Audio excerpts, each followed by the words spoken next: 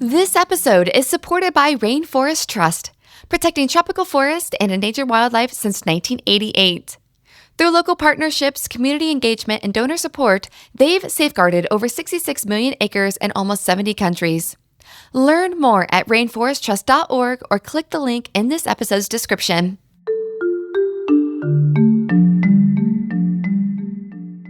In June 1992, 179 nations sent their leaders to Rio de Janeiro for the largest environmental summit in history.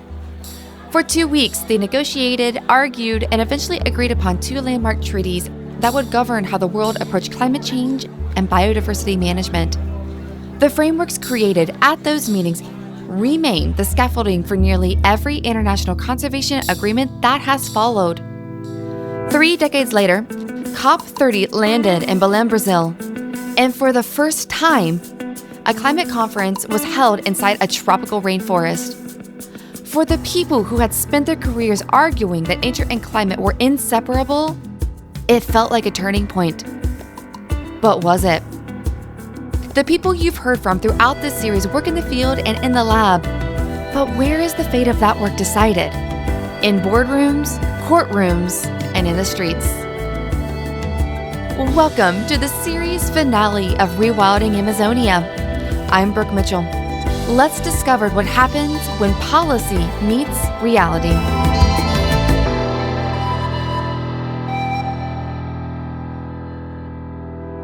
The agreements get signed, pledges are made, and the headlines move on.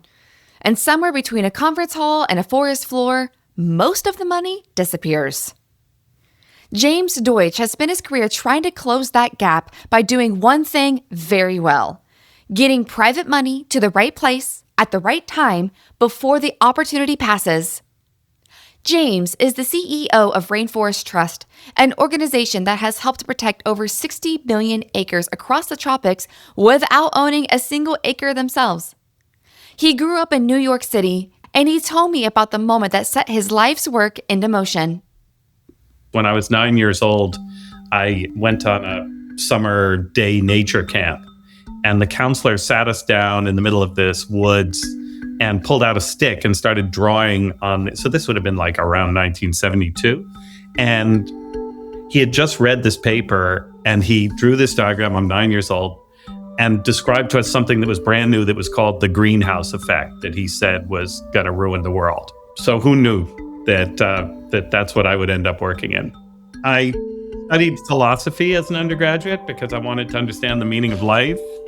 But that pretty quickly got me into biology because I realized that whether you wanted to understand the world or whether you wanted to understand yourself or consciousness or morality, it came down to biology and evolution. And then that ended up putting me in Africa, teaching high school in Kenya, and then counting rhinos, and then studying antelopes for a PhD, and then briefly detouring for a career in HIV/AIDS fundraising during the middle of the AIDS crisis in Africa. I asked James to help me understand something I've been mulling over since the beginning of the series: how a resolution passed in a conference hall becomes a protected area on the ground. His answer starts with the targets themselves and why, counterintuitively, a number agreed upon by 197 countries can change what an individual president decides to do. I was impressed, even way back when I was working 20 years ago for Wildlife Conservation Society, to see those kind of global targets affect the actual ambitions of individual leaders of countries. So at that time, I was working in Africa, and both the president of Gabon and the president of Madagascar announced pledges to protect 10% of their lands and waters because of these kinds of global targets. So all of that came together. As we approached 2020, many of us realized that there was a possibility we could get all the countries of the world to pledge to protect 30% of all the world's land and 30% of all the world's water by 2030. It finally happened in Montreal in 2022. And we see it impacting individuals. So right now we're in touch with the presidents of Panama and Suriname, for example, who are super excited about expanding their country's protected areas. Rainforest Trust's role in getting there was deliberate, and it illustrates how private conservation finance can punch well above its weight when it's used strategically. We pledged $500 million investment in saving the world's most critical habitats over 10 years this decade. But that pledge helped to inspire 10 other donors to get together and pledge a total of $5 billion. And that pledge helped to inspire the government of Germany and the European Union to up their funding for conservation. And all of that helped to persuade 197 countries finally in 2022 to agree to a pledge to protect 30% of the world's lands and oceans. So it really is a sort of snowball process of trying to leverage each pledge for something bigger. The way Rainforest Trust moves money is worth understanding because it's structurally different from how most people imagine large conservation organizations work. We're really a bridge between individual people who want to make the maximum positive difference to the world of nature that they can with the resources they have, and the very, very best projects and partners and conservation leaders in the global south, in the tropics and subtropics, which is where most of the world's biodiversity is. Our job really is relatively simple. It's to bring those two groups of people together in a flawless partnership and make sure that that works. And provide to the people who are investing the money the accountability and transparency and effectiveness that they want, and provide to the partners on the ground the resources and the support and the understanding and the technical advice that they want. So it's really a privileged position to be between these two other players who are far, far more important than we are. COP30, which James did not attend, citing both the carbon costs of the flight and Bellem's limited hotel capacity, was where those two worlds were supposed to converge. His assessment of what came out of it was less than ideal, but with some notable positives. The conference in Belém didn't make any real progress on the main issues of getting countries to agree to do stuff for climate or getting really big government money. The best they could do is to try to slow the decline in government money. But there were some exciting new developments that were announced, including Brazil put together this new mechanism for funding countries to maintain their tropical rainforests called the TFFF. And there was real progress in engaging Indigenous people and local communities more in climate change, both increasing the amount of funding that goes directly to Indigenous peoples groups and also getting all parties to agree that Indigenous people needed to play a key role. The TFFF, Tropical Forest Forever Facility, addresses what James described as a structural flaw in how carbon money has always moved. Climate money, carbon money, is mainly available for places where there's a lot of deforestation happening and you can reduce it. Because if you can reduce the deforestation, you reduce the emissions. But a problem with that approach is that it doesn't provide any money to places where deforestation has remained low. It doesn't provide any money to countries and communities that are doing a good job and have always been doing a good job. From a conservation and a practical deforestation point of view, it's crazy. And so TFFF tries to get around that by creating a fund that would reward countries and communities that maintain a low deforestation rate. The verdict is still out. I'm still working on it. We'll see. While still in the early days, the facility is now moving from proposal to implementation, though its full scale would depend on reaching larger capitalization targets. On the withdrawal of U.S. government funding, which until recently was the largest single donor to global conservation, James was measured but honest. The largest donor to global conservation was the government of the United States and the people of the United States through its government. And most of that money has gone. So you are not alone in feeling depressed about that. Hopefully it's not permanent, but it has caused and is causing a lot of damage around the world. And it's also true that it's not all gloom and doom. Private individuals continue to contribute. Foundations continue to contribute. People are looking for novel financial mechanisms like the TFFF or like leveraged combinations of lots of different funds. As a result, we do see places where conservation is being set back by the sudden loss of the largest donor's support, but maybe not as catastrophic as we feared. So we'll get through this together, I promise. All of the pledges, mechanisms, and targeted private capital ultimately run up against the same foundational question: who has the right to make decisions about the land being protected? James was direct about where he thinks the answer lies. The indigenous people from those places have the greatest moral claim to that land, and they also have the greatest tradition of acting as guardians and protectors of the forest and of nature. And so in those huge tropical forests, the way forward almost invariably is to strengthen the guardianship, the land tenure, the support of indigenous people and local communities to protect nature and to prevent the land from being grabbed by people who want to turn it into industrial cattle production places, industrial soy farms, industrial palm oil plantations, gold mines. It's a vision that also shapes how he approaches his work on the hardest days. A lot of my attention is focused not on the places where the worst stuff is happening, but on the places where there's a window of opportunity for great stuff to happen. I just got back from a mission to visit the field and meet with the president of Suriname, which is a country that many of your listeners won't have heard of. It's the most forested country on earth, 93% forested. And it's a country where no major new protected areas have been created since 1998. There is a window, and for James, that's enough to keep going.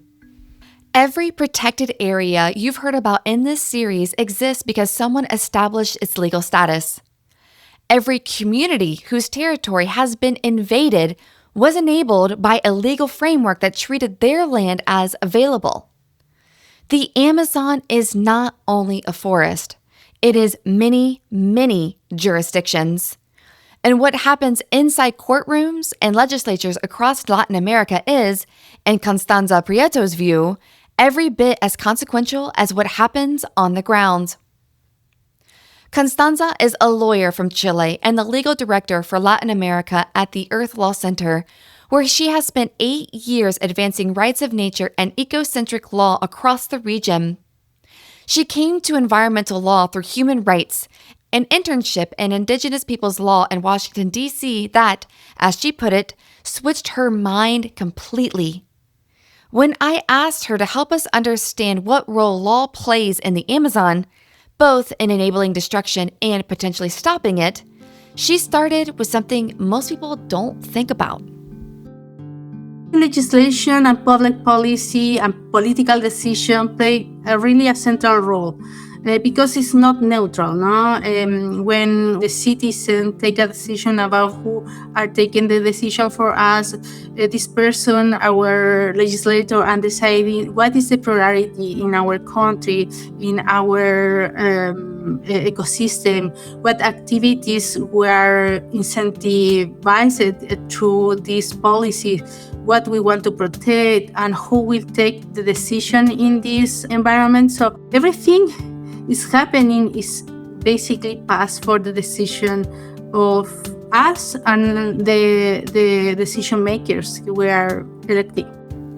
And those decision makers across Latin America are operating inside a system that has long been shaped by a single priority. The economic system is shaping our legislation. legislation is working for economic systems. So it's related with how we see, for example, nature. We see nature like a resource, ecological value, the cultural value, the spiritual value, and also a more diverse or a long-term economic value too, because we are talking about the short-term decision-making. We are consuming for today, but to what we are going to do tomorrow. Constanza described the startling result. Governments are trying to protect the forest while destroying it at the same time through different ministries that have equal legal authority. Meanwhile, the Minister of the Environment is working in conservation areas. We have the Minister of Economy authorizing many concessions. So there are this battle between these two perspectives are in permanent conflict in the region, In our constitution, it's not reflected the priority is the conservation of environment.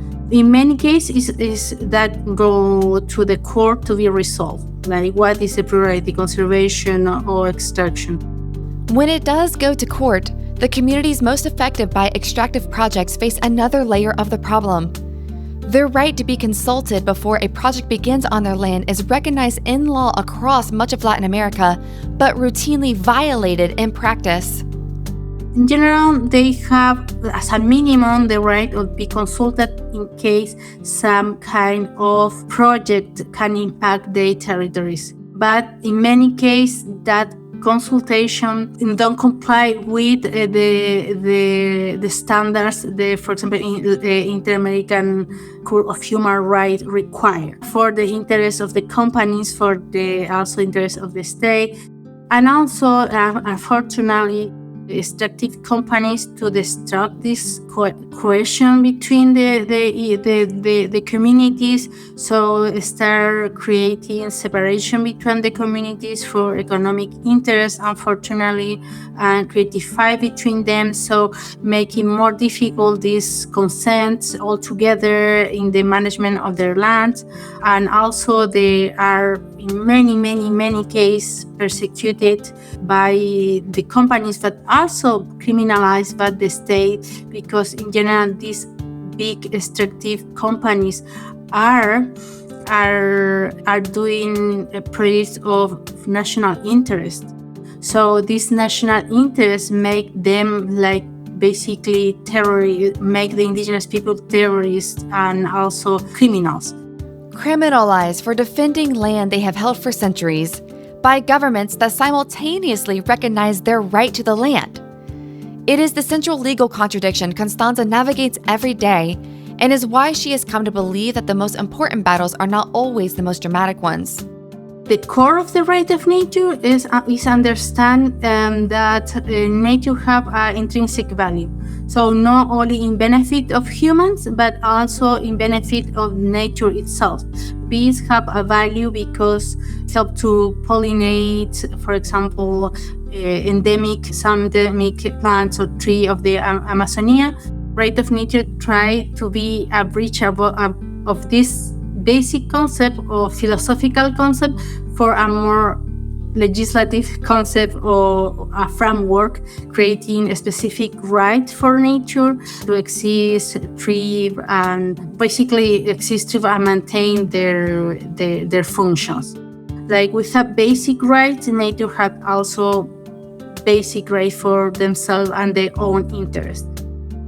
In Peru, where rights of nature don't exist in the Constitution, an indigenous federation of Cucama women did something unprecedented.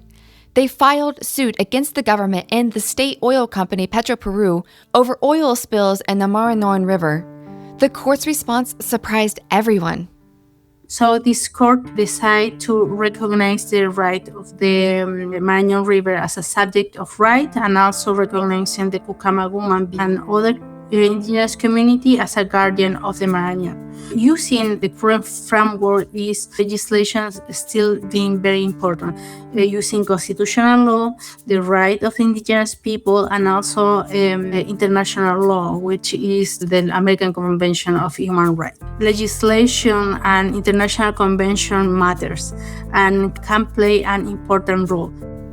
No constitutional amendment required. only a judge willing to interpret the existing law in favor of the river. But winning in court is only the beginning. When we won a case, then where is the money to implement the decision also? From what budget will start, So it's very difficult to implement in many cases. I can say many cases, for example, where they name guardians, but the guardians have to support their work by their own. They don't have any money to work. So it's really difficult. Hugo Jabini has been waiting nearly 2 decades for full compliance with his Inter-American Court ruling. Constanza knows that gap well, but she isn't finished. We need to fight, even for an article, even for a principle. If we can do something, a little something, can change, for example, a future decision, the destiny of a river, etc. Just think about the 4 articles in the Constitution of Ecuador, how many projects has stopped. So, yeah, I think it's possible. She closed our conversation with a reminder that what happens to the Amazon is not a technical problem. It is a choice. The decisions are never neutral, They have a consequence. Every species has a role and can be impacted for the decision we make. The person who are we electing, who we are accepting as our decision makers, they're taking the future generation, our ecosystem. So we have to speak for nature. Nature needs us at many levels. Legal victories and financial commitments mean little without public pressure. And building that sustained civic engagement, particularly among the communities living closest to the destruction, is where Catarina Nefratari focuses her work. Catarina is a communications and mobilization manager at Amazônia de Pé, a civil society organization based in Belém, whose mission is closing the distance between the people most impacted by the Amazon's fate and the rooms where decisions about its future are made. When COP30 came to her city, that distance suddenly felt very small and in certain ways very large. When I asked her what the experience felt like from the inside, she didn't start with the negotiations. She started with her daughter's school. My daughter, her whole year, they had programations with COP30 theme. COP30 was our lives in last year. The city changed, the streets, a lot of constructions going on. It really changed our dynamic in the city. So when COP30 started, and I think, okay, was on the ground, on the daily lives of Belém citizens. For Catarina, COP30 in Belém meant more than logistics. Amazon issues, she told me, are almost always treated as regional problems, and she spent years watching the international climate conversation look the other way. We know that most of the time, Amazon and Brazil issues are not treated as a global thing to be faced. We know that in COP spaces, regional issues are not addressed as good as they should. I think it was a great opportunity for us to spotlight that, okay, Amazon is a huge part of Brazil. We need to worry about it, and we need to see what we can do. Outside the negotiating halls, that spotlight took a more confrontational form. The protests Catarina described weren't abstract. They were organized around a specific and urgent dispute happening in Brazil right now. So here in Brazil, we are facing this big dilemma right now that it's the exploration of oil. Even though the world is trying to phase out fossil fuels, here in Brazil, fossil fuels are not our main cause of production of greenhouse gases. Here, our main cause is deforestation. And the Brazil government really wants to explore more fossil fuels to develop the country. In the area of Amazon that is called Foz do Amazonas, and there's a lot of technical notes and technical issues to do it because it's really close to conservancy areas. Inside the negotiating halls, the picture was harder to read. Catarina had been following the process closely with civil society groups from across Brazil, and she came away with more than she expected, and in other ways, less. If we look for the whole picture, we didn't have great advances. If we want to look for, okay, we want something, I think COP30 made a multi-round legacy, so this will be a COP that marks a moment when people were part of COP. People were on the streets, people were leaving the city because COP30 was happening. There were programations all over the city, and the civil society was really involved. When we make people part of the discussion, we can see what they are facing. We can see the diversity of problems they are facing on their territories too. Participation as legacy is harder to measure than a signed agreement or a funding pledge. And Catarina holds it alongside a very specific frustration about who the COP process reaches and who it consistently leaves out. Who do we want to mobilize? People who have a lot of money, or people who studies at public schools and are facing some socio-economic issues in their houses. The most impacted people in the climate change issues are the youth, the peripherals, youth, the children, the moms, the women, and mobilizing them requires us to be aware of what they need, so we want climate majority, but we need to understand that the challenges that youth are facing, so we can empathize with them, and they see we understand, then they will get closer and we will mobilize. Before COP30, her team worked with young leaders from all 5 regions of Brazil to develop climate narratives in their own words, distributed nationally on Amazon Day in September, reaching people on their own terms. When I asked what COP30 had ultimately delivered, she didn't pretend it was enough.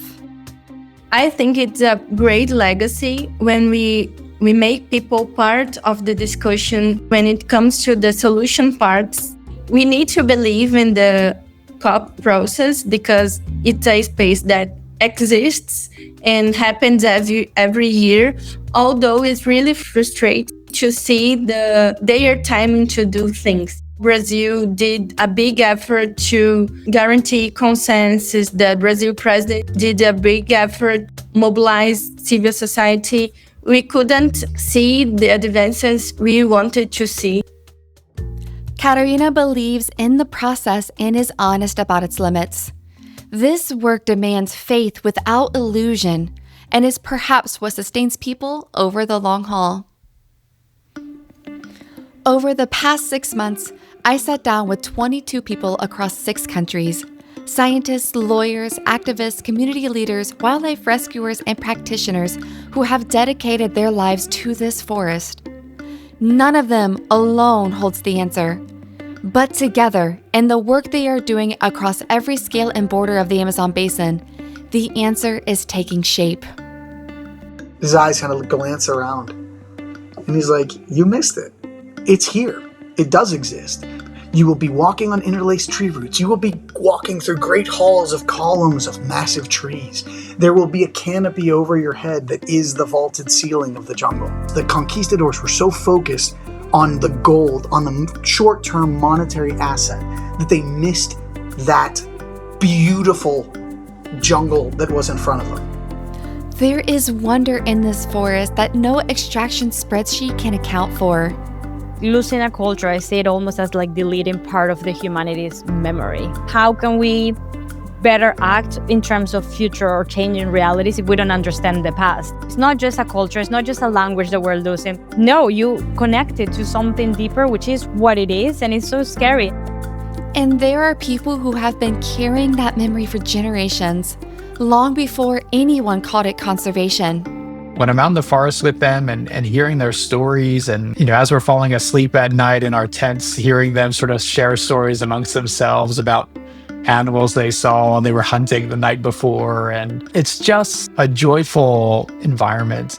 That gives me a lot of hope. they remind me why it's important to do this work. When my alarm goes off at 4 a.m. and it's time to get up and hit the trail, I'm excited to do so. And that's because of their passion and commitment. And then there is the question of what we are actually protecting it for. Think about the beauty of this world and think about the next generations. Your kids are going to see this beauty. Your grandkids are going to enjoy this beauty. If the answer is not, then it's not fair. So try to do something fair now for the next generations. And then there is what it means to never give up. My inspiration comes from the fact that my ancestors managed to flee from the plantation and enter the unknown forest and maintain to set up autonomous community, and that we still exist till today with our land, our language, our culture, our governance structure. We are winners. We are warriors, but we are also winners. We win. We always win. The Amazon is a forest, a weather system, a home, and the most biodiverse place on the planet. The ground is shifting in both directions at once, towards collapse in some regions and towards restoration in others. The people in this series, and thousands more, are why rewilding the Amazon is still possible. Before I let you go, I want to talk to you directly. The people you heard from are still out there doing the work, and there's a place for you in this story too. Sharing this series is one of the most powerful things you can do. Send it to just one person you think will enjoy it as well. Strike up a conversation about one cool fact you learn at the next coffee shop run. The more people who understand what's at stake, the louder our collective voices become. If you can give, give.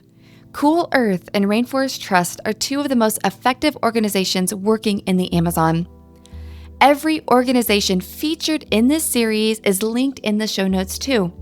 Find the one that resonates with you. Every dollar you give will go directly to the places where it is needed most. If you can travel, by all means, please go. Visit the Amazon. Spend your money with the communities protecting it. Rainforest Expeditions on the Tambopata River is one of the best places to start. And when you show up as a traveler who cares, you become a part of the economic argument for keeping the forest standing. If this series was valuable to you, you can also support Rewildology directly at rewildology.com. Everything we do, this series, future investigations, the communities we're building, depends on people who believe this kind of storytelling matters. Thank you for listening, and thank you for caring.